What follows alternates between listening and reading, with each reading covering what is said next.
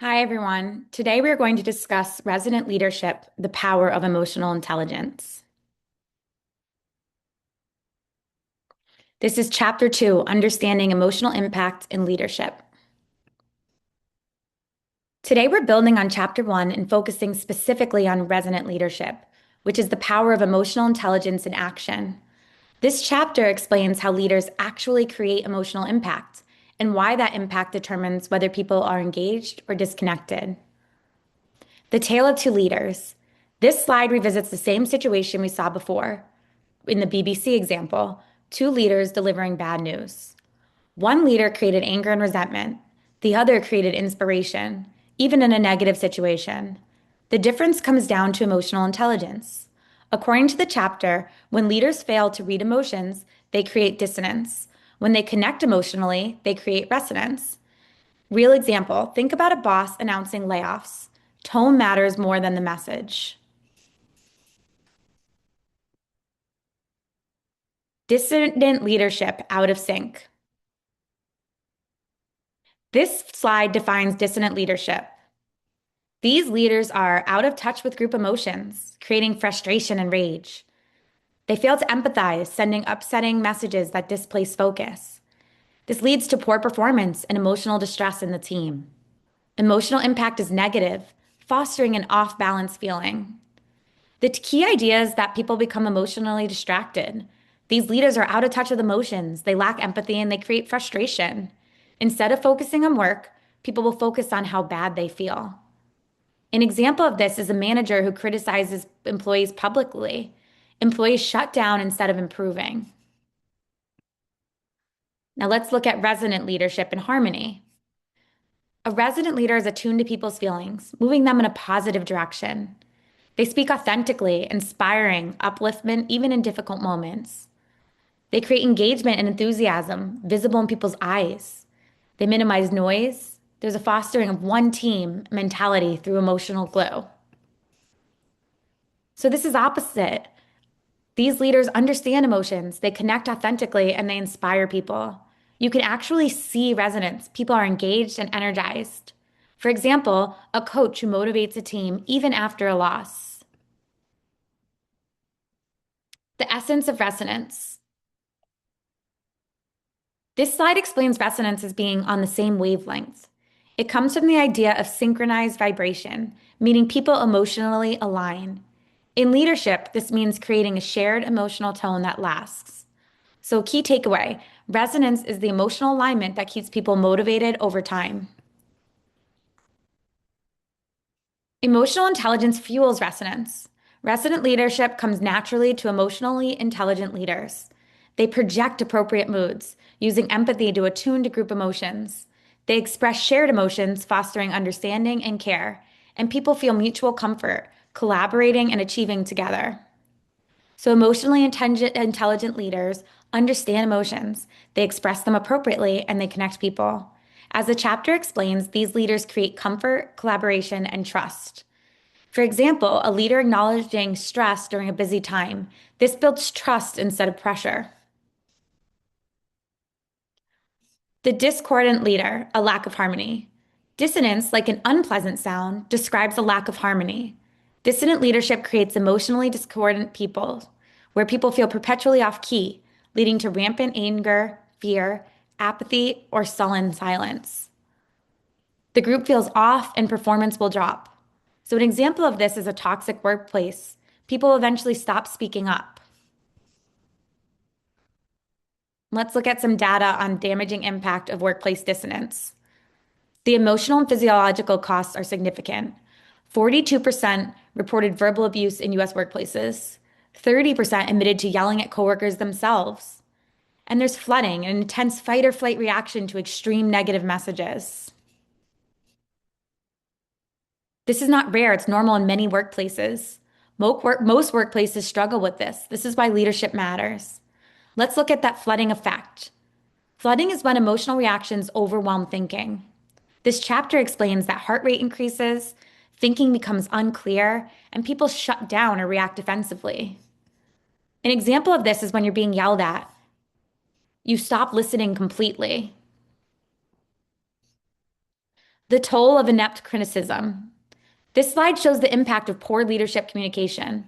Employees become defensive, evade responsibility, or stonewall. They avoid contact with managers who lose their temper or attack personally.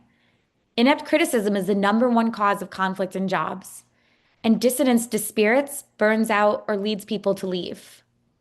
So bad criticism leads to defensiveness, avoidance, and conflict. The chapter says this is the number one cause of workplace conflict. So an example of this would be a boss attacking the person instead of the behavior. Faces of dissonance. This slide shows different types of toxic leaders. There are abusive tyrants, and there are manipulative leaders. These leaders destroy trust and morale, even if they seem successful short term. The key idea to take away from this is that short-term results doesn't lead to good leadership. These abusive tyrants will openly bawl out and humiliate like dementors, draining peace and hope. And manipulative charm, they use surface charm or charisma to mislead, lacking true empathy or sincerity.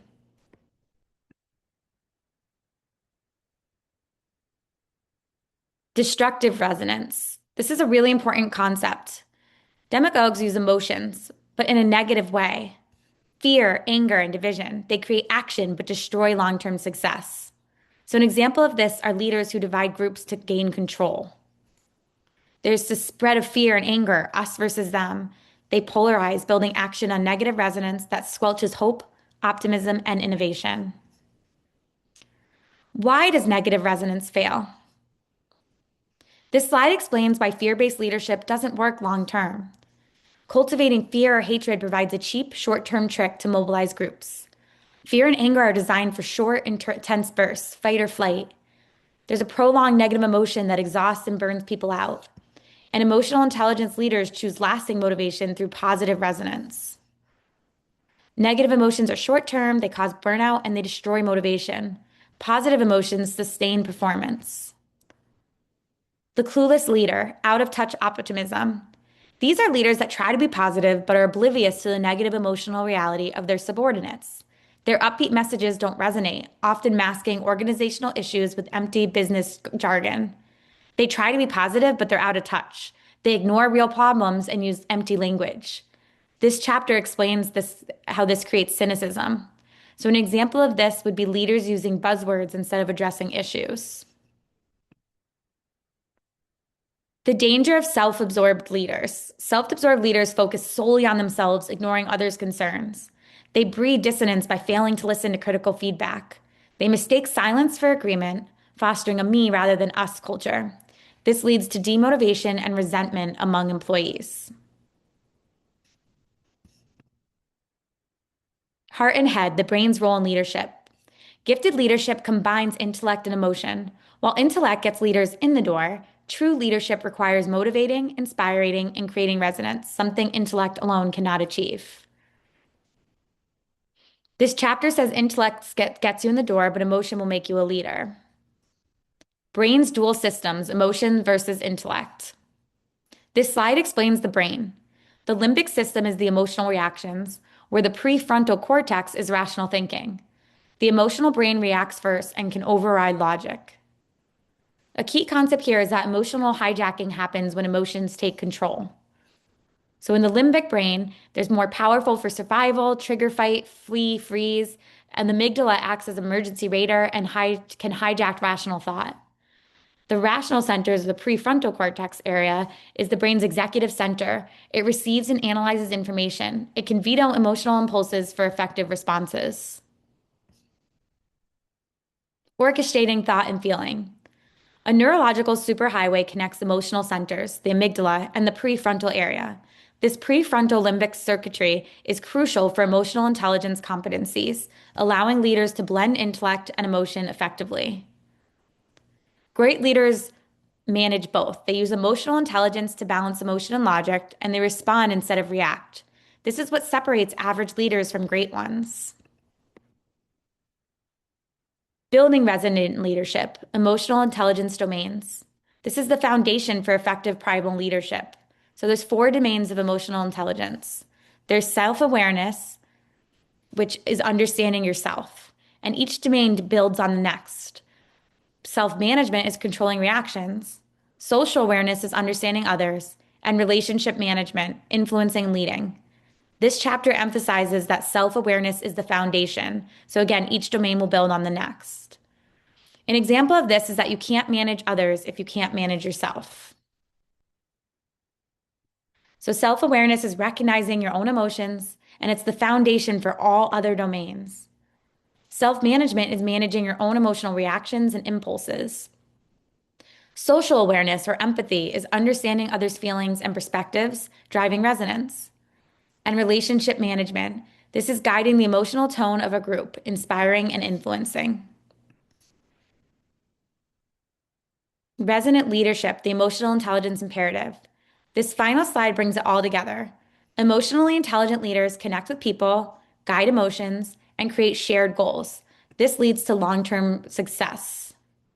This interweaving of heart and head is essential for inspiring and sustained success. The key takeaway is this: leadership is about emotional impact. Leaders who understand and manage emotions create engagement, trust, and performance. Leaders who ignore emotions create disconnection and failure.